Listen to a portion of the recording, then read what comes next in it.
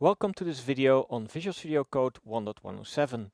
I will show you what's new in regard to GitHub Copilot. Enjoy! Let's get started with some highlights. The chat interface has changed a lot. Previously we had a sessions view where you could see your local agent sessions, your remote agent sessions on the coding agent, and CLI agent sessions, and now those sessions are integrated in the chat interface. So as you can see, by default it already shows three standard, the most recent sessions, but we can do more. There is a sidebar now that you can show that has the full history, which you can filter, you can hide, of course. More has changed when I hide the sidebar. I get back to my recent sessions, and when I'm in a session, I see the session name here at the top. I can go back, and back takes me to the starting point. What we can also do is we can continue tasks in a background agent or cloud agent. So you can start chatting with your regular agent and then send a new message to either cloud or background agent. And the background agent is what was previously the CLI. The CLI is still there, but now you can delegate an assignment to the CLI and it will happen in the background. And what we can even do is we can start a new background session that was already there, background agent session. But this agent session can take place in two spots. It can either take place in your workspace, your current workspace, your current Git repository, and your current branch. But you can imagine if you delegate work to your background agent, that it can conflict with other things you want to do at the time that the background agent is working in the background. So what you can do is you can choose work tree. And what this will do, this is some kind of a, well, not a hidden feature, but it's a hidden secret in Git. You can create work trees. It will generate an additional directory containing your full repository. You can create another branch there. Or actually that is what Copilot will do for you. Will create a branch and start working in that branch in a separate work tree, so you can keep on working on other work at the same time. So yeah, this is really a great change, allowing you to have multiple agents work at the same time in the background while you are doing work in the foreground. So yeah, it's really an isolated way. Then you can, if you have an agent that you want to share not only within your repository, but also over other repositories, and this will require you to have your repositories on github.com, is you can have an agent that is available, and let me show that quickly to you, in the github.private, the .github/-private repository. And there in the agents directory, you can put a custom agent definition. And this custom agent definition is then shared in your organization. You will need to set up a setting for this, otherwise this will not work. And if you do this, if you set this up, you will see that in Visual Studio Code, when you're when you have a Copilot license from that organization, is that custom agent will appear from the custom agent menu. If I don't select the background agent, but a regular agent, and then unfold, you can see the 4.1 beast mode v3.1 is available, and this is not because it's defined in my local workspace.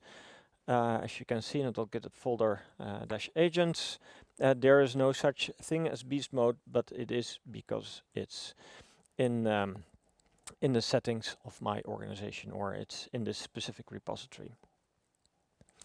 The last thing I would like to explain to you is the fact that the GitHub Copilot MCP server is now optionally part by default in the GitHub Copilot chat extension.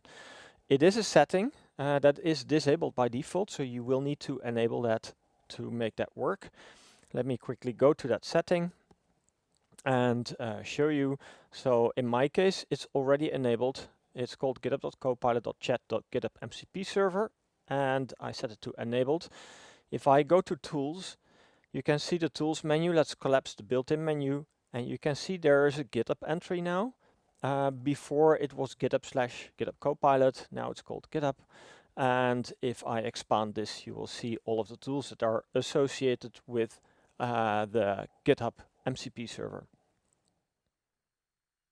So these were the highlights, and now I will continue explaining everything in detail one by one. The new sessions view provides a lot of features. So this is probably how it will look like by default. You can resize, of course, but if you resize it enough, the list of sessions can appear at the right-hand side. You can switch it off by clicking this button and then resize it small and wide, and it will remember that you didn't show the sidebar. If you click the sidebar, it will widen it enough to be able to show the sessions here at the right-hand side. There is more. So let's remove this sidebar, make it a little bit more narrow.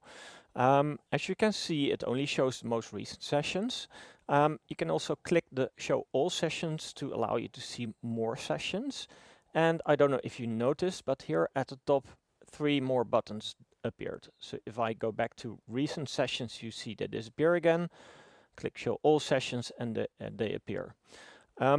If you enable the sidebar, they will always appear here in the sidebar. What do they do? It's pretty simple. This will refresh the list of sessions. Here you can do a full text search. And one of the more important ones I've been using a lot is the filter. So as you might have seen in the highlights part of my video, there is now, apart from the local agent, also something called the background agent, which is actually the GitHub Copilot CLI, and it can run in an isolated way, separate from any work you do within VS Code. You can filter those sessions, so I can switch off local, I can switch off Claude, which is the coding agent, and then only the background agent sessions remain. There's of course more to filter. You can filter on completed sessions. There is now a way to archive sessions. So I can right click and then choose archive, or I can click the icon here to archive. You can view archived sessions by choosing archived here. You can unarchive, and it keeps the view a little bit less cluttered. So that's a lot about filtering. I like that a lot. It makes it much more flexible. Also, from the list of sessions, you can of course continue a session by just clicking it, and it will load it, and you can start typing again, and it will pick up where it left off. What you can also do, I can now go back. I can right click and then open as editor. So it opens it up in a full editor. We can open up to the side. It will open up half an editor. And we can open up in a new window. And you can imagine what that will do. So yeah, this gives a lot more flexibility in working with these sessions, finding them back, and making it easy to work, certainly when there are multiple sessions going on at the same time. There's also a setting where you can change the default orientation of the sidebar, whether it's stacked like it is now, or whether it's like this, so that's side by side. It's this setting, the chat.view sessions .orientation. By default, it's now set to stacked. You can set it to auto or side by side, and then it will adjust to that behavior. working asynchronously is great for improving your productivity. I have an isPrime method here, and there is some inefficiency, so I want Copilot to help me making it more efficient. And in the meanwhile, I want to be able to do something else. So let's first ask it what is going on here, why it is inefficient. It will probably come up with the fact that the loop is too long and we need to only use the square root as divisors, etc. So that's all great, and it wants to make an improvement. I would like to do that. Let's see. What I can do now is I can just press enter and it would do a synchronous session, rendering my IDE unavailable for me to do other work. Or I can click this button here and then choose either background or cloud. So background uses the GitHub Copilot CLI. In Visual Studio Code, it's called the background agent, and it means you can run multiple threads, multiple background agents at the same time working for you. If you delegate to the cloud, it will use the coding agent. For now, we'll delegate to a background agent. As you can see, it's already marked here, background agent. What it also does is it creates an isolated work tree, a Git work tree. If we go to the source control view here, you can see that it actually created a work tree. So here at the top, we see the changes in our local workspace, and the work tree is separate. So that means that all changes that the background agent makes are made in the background. You see that my session disappeared, my active session. It is here now in recent sessions. It's working for me. And in meanwhile, I can ask it to do other stuff like add the engine sound property to the hash plane model. So while the background agent is working for me, here in Visual Studio Code, in my own workspace, I can make changes in the meanwhile. So allowing me to do asynchronous work while the background agent is working for me. It implemented the change for me, and the background agent at the same time implemented a change in a different file. You can see here from the recent sessions that there is one session that has a blue dot indicating there are unread answers from the GitHub Copilot. I can click it, and as you can see, it changed one file. It did that in a work tree. So I can expand this view, I can click the file from the work tree, and I can see exactly what it changed. As you can see, the changes were made in flightscontroller.cs, but at the left-hand side, I don't see any changes in flightscontroller.cs. And that has to do with the fact that these changes happened in a work tree, isolated from our workspace. We can also see that from the source control view. So here is the plain.cs change in our regular workspace. If we collapse that, you can see that within the work tree, there is the flights controller change. It is staged for us. And if we want to merge that change with our workspace, we can do so by clicking the keep button here. So on the background, and let me show you the source control view again, you will see what happens. I clicked keep, so that still happens in the work tree. And then I click apply. And what it will then do is it will merge the changes to our workspace. So our workspace should in the end have two different files available.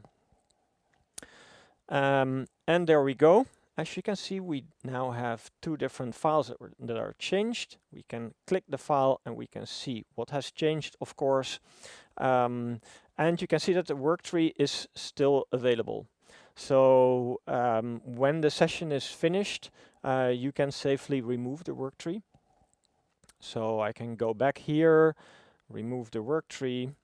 Or what you could also do, maybe I forgot to explain that, is you can open the work tree, for example, in a new window or a current window, because normally you would like to review the changes that Copilot did and maybe run a compilation, run your unit tests or whatever, or maybe you had the agent do that for you. That's of course great. But there is a possibility to open the work tree and just go into the work that GitHub Copilot did. Keep in mind, if you open the work tree, you can't see the GitHub Copilot session. So that is still attached to your local workspace. So if you want to go back to the session, you need to go back to the window where your workspace is open. So I would advise you to always open the work tree in a new window and not in the current window to be able for you to switch back to this window and see the actual session. Anyway, I will delete the work tree and then the work is at least partly done. So the changes are in my local workspace now and I can continue to work. Or maybe you want to commit those changes in a separate commit. You can do so, of course, as well. Now I did apply. It will apply them in my local workspace, but you can also click commit from the work tree, maybe from a separate branch, and push that change as a separate branch. Another way to use these background agents is to start a new background agent session. So from the arrow down here, I can click new background agent, and you will see that the controls are a little bit different from a regular agent session. So there is this agent list, and what you will see is that not all agents are available. So there currently is a small bug that doesn't show agents that don't have the model attribute defined. You will see only models that are available in the background agent, so the list is more limited. And you can see the selection for either worktree or workspace. So if you select workspace, the background agent will make changes in your current Git workspace. If you choose worktree, it will use Git worktree to create a different worktree, isolating the changes from the changes that you are making in your current workspace. And that's of course great for a background agent. Then the work that is done by that background agent, you can even push that to a different branch and isolate that work completely from what you're doing here. It's great, for example, if you need to do a very high priority bug fix while you're in the middle of a major refactoring. Then you would ask Copilot to do this in the background, not disturbing the work that you're currently doing in your workspace. Agents is something you would like to share, at least it is something I would like to share and not keep them for yourself. Of course, you can share an agent within a repository to put it by putting it in the .github/agents folder. But if a custom agent needs to be shared over your entire company, you can do so, of course. The first step you need to make is at enterprise level, which is the level I'm currently in, there is a new tab called AI Controls. On the AI Controls tab, we have agents. And then if we scroll down, you can see that we have two different agents already available.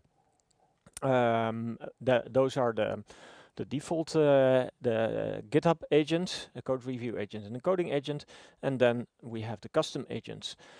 There can be only one organization which is selected. Sorry, there can be multiple organizations, but in this case we have one organization that is selected that contains custom agents.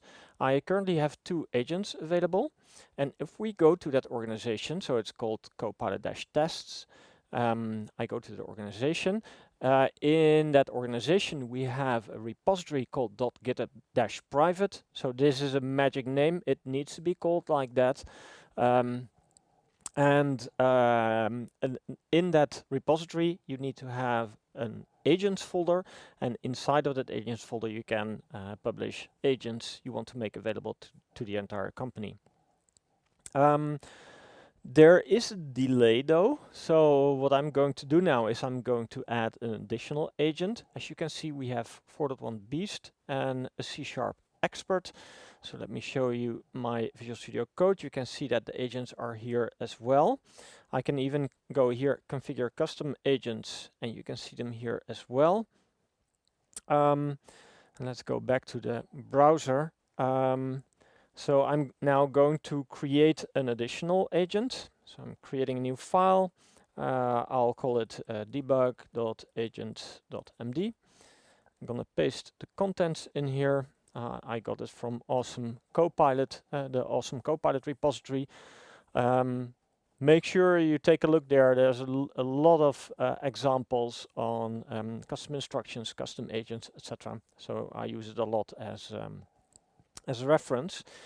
Committing the changes, and so from now on, it should be picked up. If I go back to the enterprise level and I refresh this page, it can take a little while sometimes, but there we go. We do have the debug agent, so it's available here, but it takes a little bit of time to trickle down into VS Code. So if I go back to VS Code and I click my agents list, you can see it's not there. So we can go to configure custom agents, and we can see it's not there. So the trick is first to wait, of course. Second thing, what I can advise is to reload your VS Code. And you can, of course, close it and reopen it. Or you can go to the command bar and do developer reload window. And this will reload the window, reload the extensions. And keep in mind, reloading the extensions takes a little bit of time. As you can see in my status bar here in the bottom, it's still activating all of the extensions because I expect way more to appear here. And while it's loading on the background also, it takes a little bit of time on the GitHub side to for those custom agents to trickle down. It's maybe a minute and then they will appear, but it would need a reload of the IDE currently. I can take a look if they're already there. So when I click agent, I click configure custom agents, I can see it's not there yet. So let me try once again, and otherwise I will wait a little bit. I don't see it yet. So let me wait for a minute. And let's try again. Clicking agent, and as you can see, it already appeared. And if you can, maybe you noticed already for the other agents, it appears multiple times, and there is still a small bug that will duplicate these custom agents for, I think it's either the amount of enterprises or you're a member of, or organizations from which you get a Copilot license. But you can easily hide them from here. You can click the hide button, and then that quickly solves the issue. So now, I don't know how many I have left. Okay, so there's one left. So as you can see now, this debug agent is available from my list because we published it in that specific repository. The GitHub MCP server is now built into the GitHub Copilot chat extension. It's optional, so you can switch it on and off. So if you still have an MCP server, the GitHub MCP server configured in your, maybe in your profile, through the use of the mcp.json, that's of course okay, but I can recommend if you use it anyway, then use the one that is included in the extension. It will get updated automatically, etc. So first thing, if you already have it, remove it from your mcp.json. If it's in an mcp.json that is part of the repository, maybe it's good to talk to your team and make a joint decision on making the move to the integrated agent, the integrated MCP server. So first things first, it's this setting that we're looking at. It's the GitHub Copilot chat GitHub MCP server. You can set it to enabled. Currently it's not enabled in my case.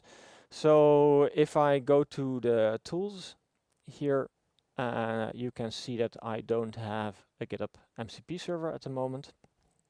And if I enable it, then it should be available. So we go to tools again. And as you can see, we have the GitHub MCP server available here with all of the tools. So it's that easy.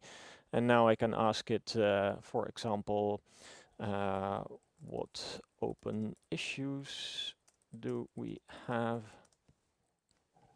And then it should trigger the GitHub MCP server and retrieve the issues. And as you can see, it's running the list issues, and it comes back with the different issues in our repository. Custom agents are a great way of tailoring GitHub Copilot. They are available locally, and they are also available for the coding agent that is running on github.com. But if you would like to use the background agent, of course you would like to use these custom agents as well. So let's see how that works now. In the .github folder, there is the agents folder. That's where they reside, and I do have an architect agent. I would like to make some changes to a controller in my project, the flights controller. There's some method here called update flight status that has a lot of cyclomatic complexity. It's not really maintainable, so let's see if we can delegate that work to a background agent. So let's first go ahead and open a new background agent window. And as you can see, we now have a pull down called agent, or where the current selection is agent, and we can select the architect agent.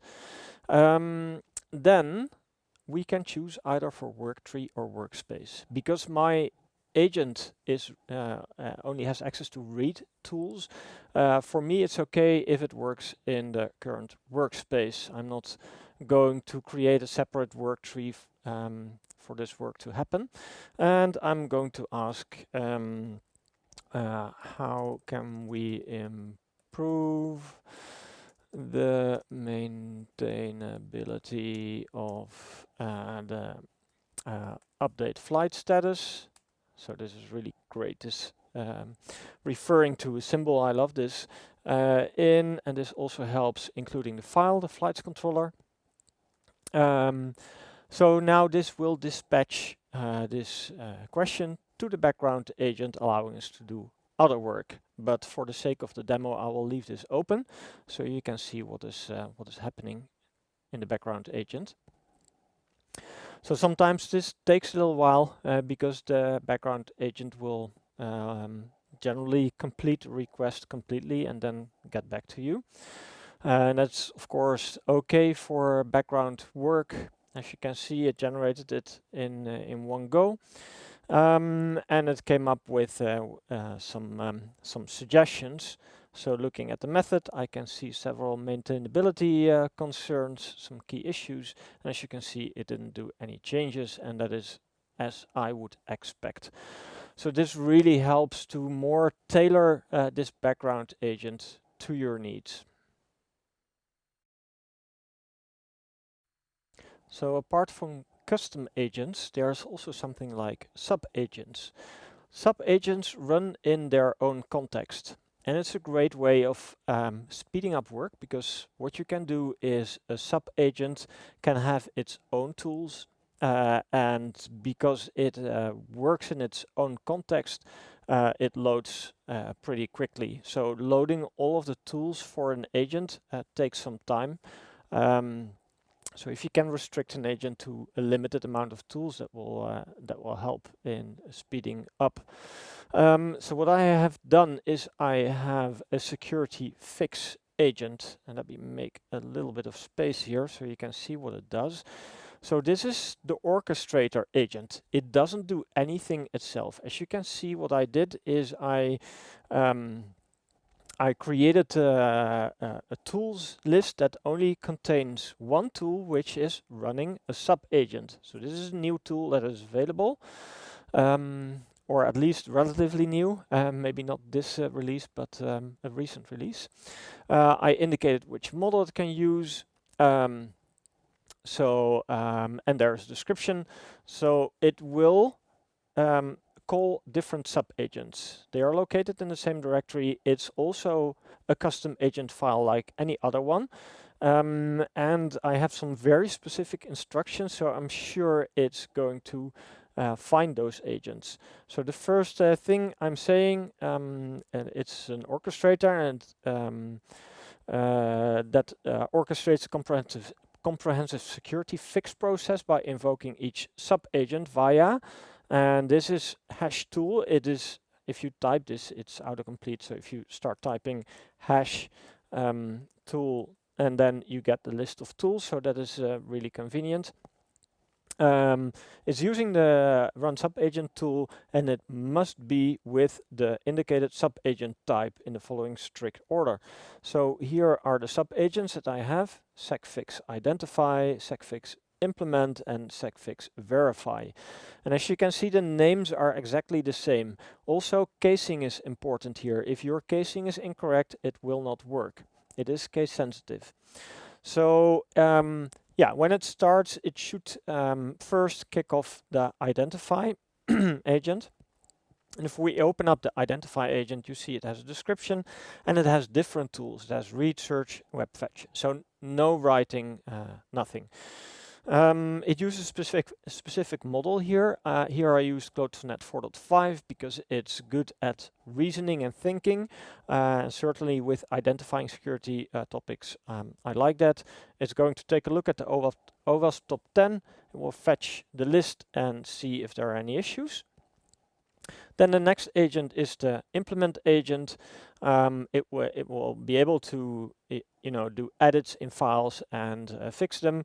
I chose here Claude Haiku. It's a little bit of a faster model because I asked the identify agent to already come up with suggestions. This agent will select only one issue, the most critical one, and will implement a change. And then I have a verify agent that will verify if the fixes were solved effectively. Of course, in a DevOps scenario, I would prefer not to have AI review AI. I prefer to have some deterministic tool verify if there's any leftover security issues. So in that way, it's not really a great example, but please bear with me. I think it will illustrate what these agents can do for you, and probably you will have a lot more ideas on use cases for this. Maybe TDD is one, at least some situation, a scenario where there is a process and there are multiple steps in the process that require different skills, different models, etc. Yeah, so let's kick this off. Not going to save any changes here, and do a security review on one of our controllers.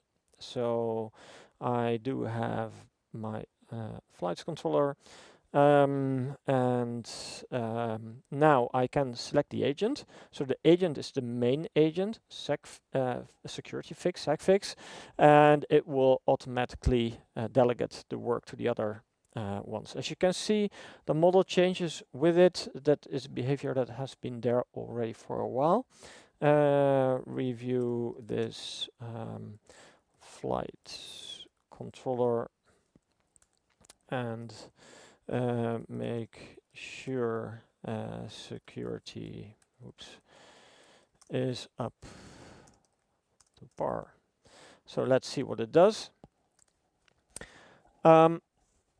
So you should be able to see that it is delegating work to these sub-agents, and these sub-agents will not do a verbose output as you're used to from the coding agent.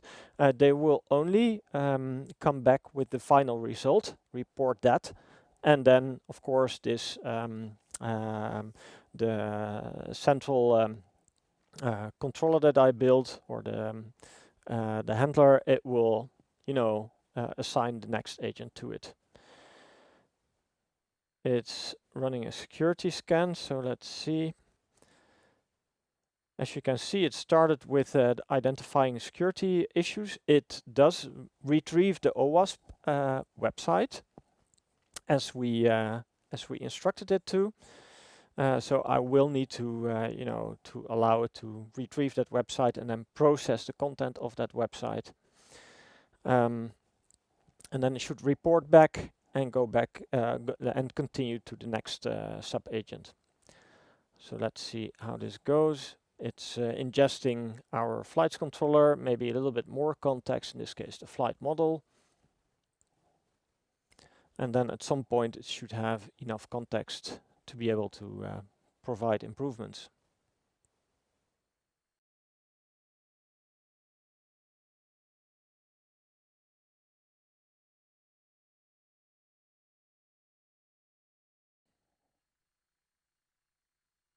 As you can see, it's now implementing the highest priority security fixes.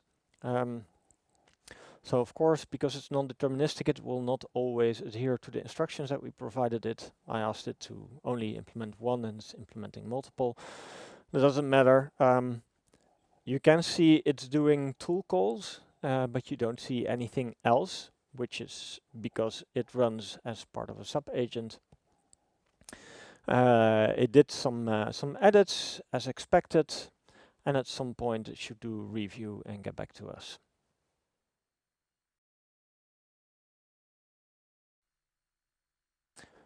All right, it got back to us and it's asking for a get status, so let's go ahead. I will not run through the entire process of what is happening, but I think the goal is clear here, or the story is clear. You can have, you know, one agent that is doing the coordination, and then sub-agents that have very specific skills or descriptions and tools to be able to do what they're best at. Of course, tools can also contain MCP servers, so I can imagine that, for example, the verify step would call a SonarQube scan or a sneak scan or whatever security tool you have in place to do verification. So sub-agents, they are called somehow with natural language, so it can be a little bit tricky. I have experienced while preparing this demo, but I hope it will enable you to do your work better with GitHub Copilot. Maybe you saw it in one of my other demos, but if you're using a background agent, you can, before you couldn't attach any context. So you would need to specify file names manually, etc. And that is not really a great user experience.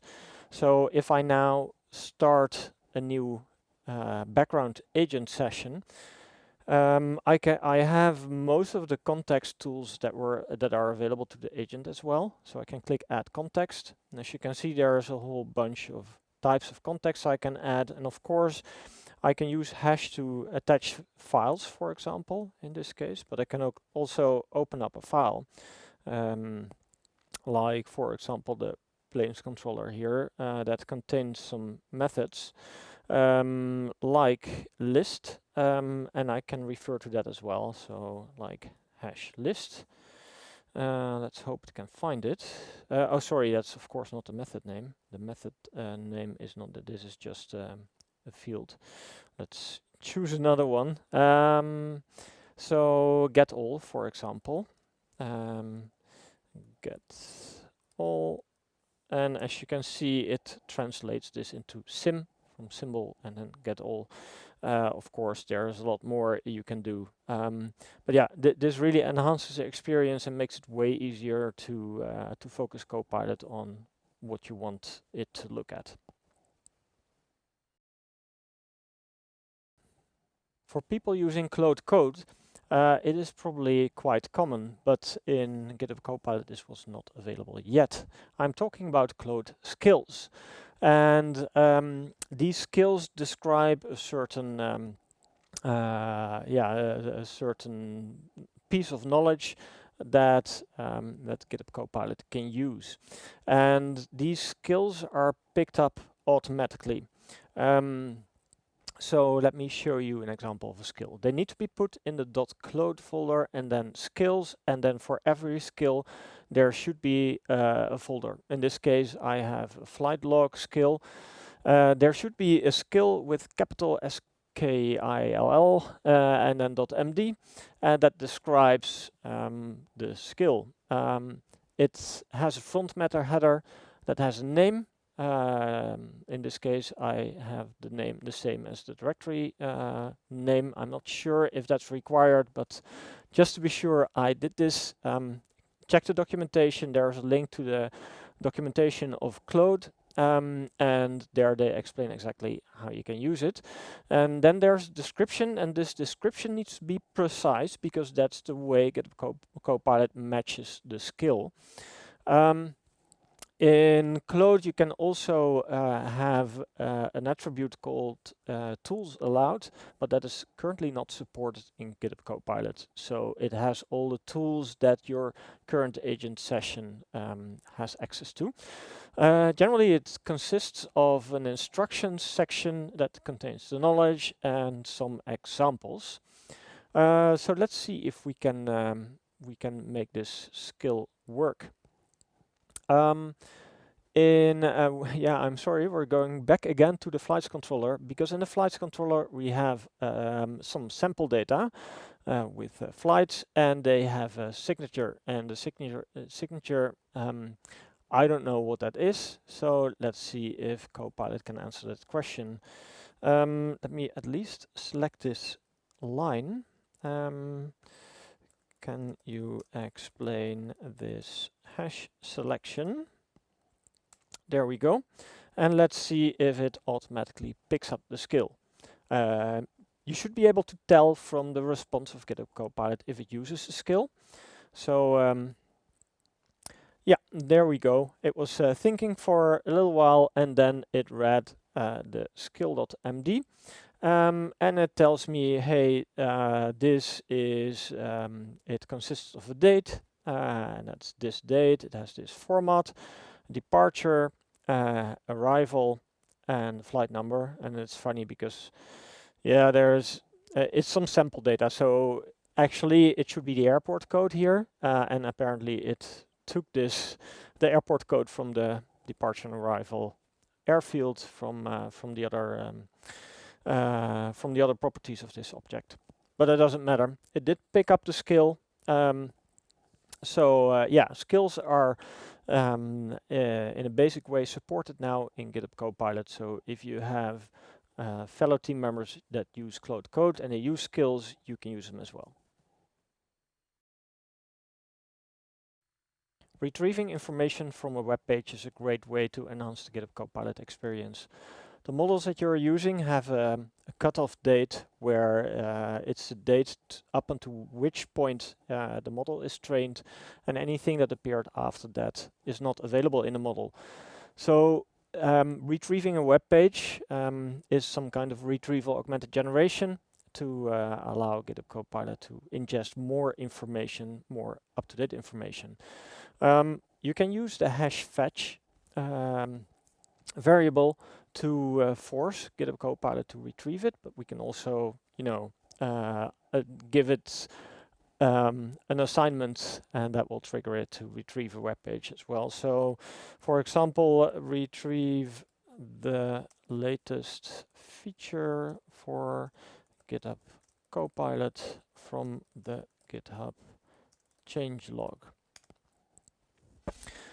Let's see what it does. It should retrieve the GitHub changelog to check this, and as you can see, it's asking for it. And what is new here is that you can it allows you to allow it multiple times. So before you would have to allow each and every time it would retrieve from a web page. Now you can say, hey, I will allow requests from, for example, the github.blog domain, or specifically github.blog/changelog, or even a custom setting. Or you can allow and skip reviewing the result, because there will be another allow allow prompt. So yeah, if I now click allow and review, it would retrieve it, and then I need another allow to ingest it as additional context. And here again, I can allow responses for github.blog/changelog, or just github.blog the domain, so the entire domain or something else. So yeah, when you do multiple requests, it makes it way easier, and there are less approvals. In debugging, Copilot can help a lot as well. So when I debug my application by clicking here to run my application, as you can see in my Planes controller, I've set a breakpoint here. It's already loading my browser. Let me get back to Visual Studio Code. I put a breakpoint here in the get all method. Let's go ahead and trigger that. So we go to Planes, and from the Swagger UI we try it out and we execute. So that's now it should have hit the breakpoint. There we go. And of course, there are not a lot of variables here, although we have some locals. We have our current context. So in this case, for example, HTTP context. And you can, with the current version of VS Code, right-click any of these and also watches, etc., and then add to chat. And as you can see, that this.http context is now added to chat, allowing Copilot to have insight in what is in that variable and weigh that in when you ask it questions on any issues that you might have. So this is a great experience, enhancing the way you can use GitHub Copilot while debugging. Terminal output in GitHub Copilot has seen quite some changes in the past few months. So, and the thing is, generally in chat, you want to be able to look back to a certain terminal output, even though the terminal is not existent anymore. So, yeah, if I would ask Copilot, in this case, to list the directory contents using the terminal, that at least triggers a terminal, because I need a terminal, so this was a really easy demo. It's doing a get child item PowerShell command for ls. As you can see, of course, it does interpret what comes out and displays it in natural language. But also you can see here the command that it gave. We can do two things. We can expand what happened here, or we can show and focus in the terminal. So there is a hidden terminal where this all happened. We can scroll down here and see the output. It's a little bit small, but I guess you get the message. But what also happens is that the terminal output is rendered inside the chat. I can expand here, and now I can see the terminal output right here as well.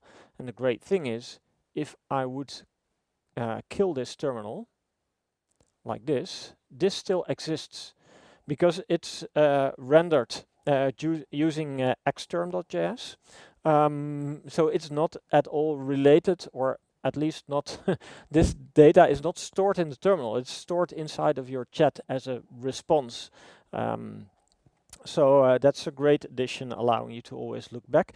As you can see now, the button disappeared also to open the terminal, but I can still expand the output of the terminal. So yeah, for me, that's a great improvement. There are several ways to allow a certain terminal command to be automatically allowed or not. And we have another way to do so. So let's get a list of all services. So use the terminal to list all services on this system. And then it would probably run a PowerShell script on my machine, or try to, where I have my allow button to allow this terminal command to be run. When I click this pull-down menu, I have a new option, which is allow all commands in this session. So it's not only get service, but all terminal commands that Copilot would call. Of course, we can do so. So let's see what happens. And you must understand, this will work. This will work in the current session.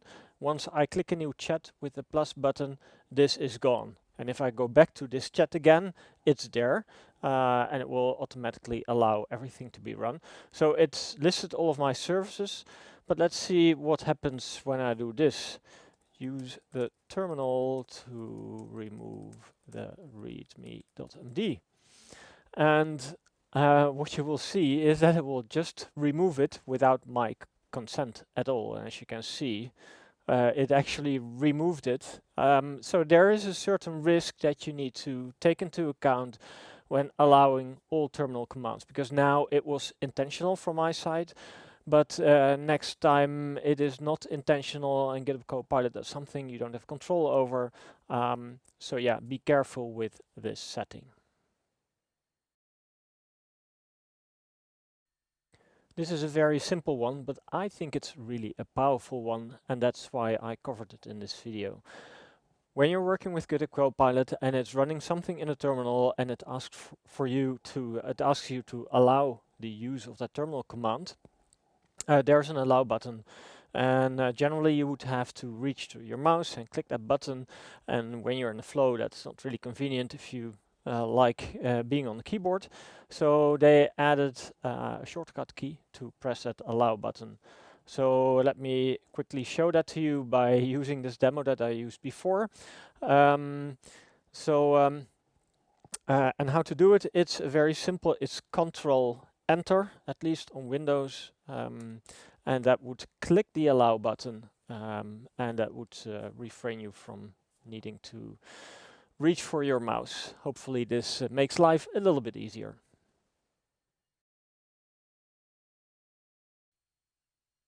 Inside of your repository, there are generally a few sensitive files, which are sensitive to edits, because they can break your entire project, or they can break at least part of the behavior. There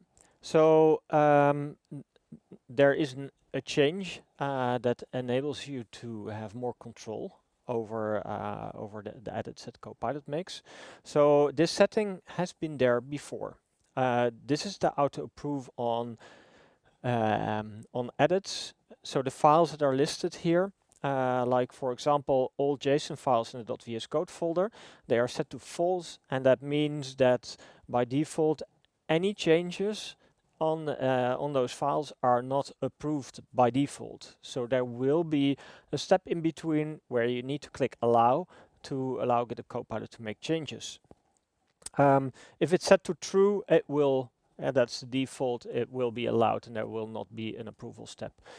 And sometimes it's hard to see what Copilot changed, because you need to judge whether that change in the sensitive file should be approved. So to be able to demo this, I will add all of the .gitignore files, gitignore, and I will set it to false. So any change to a gitignore file, there should be an allow button for me to allow that or not. So let's see if we can make a change there. Add star.token files to the .gitignore, and let's see what happens. Because by default, I didn't show that, it will add it without any approval. So here we go. It asks for approval, and what is new is that there is an this file is a little bit long, so I'll need to scroll up or actually down, because that's where the add should be or not. Let's see where the add is. Maybe it added it at the top. Oh, there we go. So it is a diff view. Apologize for this. The scrolling is not really convenient. But as you can see, the token is here. That's what it added. And it's now allowing me for approval. So let's go down again, and we can press Ctrl-Enter, because that's the button to allow this to happen. Probably I need to be here. There we go. And now it's adding the edit to this sensitive file.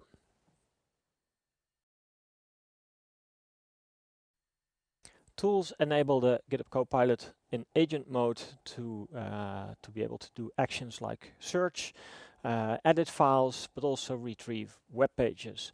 And these tool calls you can allow once, you can allow in the session, and you can always allow, but some tools may pose a risk, and you want to restrict them from being automatically allowed always. So there's a way to do that now, and let me give you an example. So I'm getting the latest changes from the GitHub changelog using the fetch tool. I'm explicitly mentioning the fetch tool, so I'm sure it's calling that.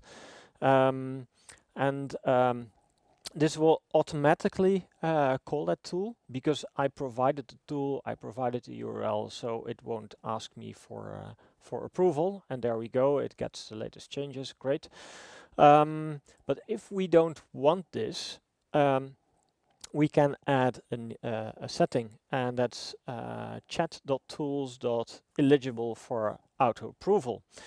What we can add here is the name of the tool. In this case, it's fetch tool, and we can set the value to false, meaning it always needs an approval. And if I now click or open up a new chat and I try my my command again, it's going to get the fetch tool, and now it says, hey, you want to run the fetch web page tool, but it's set so auto approval is set to restricted via the setting. So that's easy. You can always click on this and it will take you to the setting right here. And now I can either allow or skip, but there is no option to auto allow in this session or auto allow always. So yeah, this is to protect you a little bit, and I can imagine that certain settings can be part of this.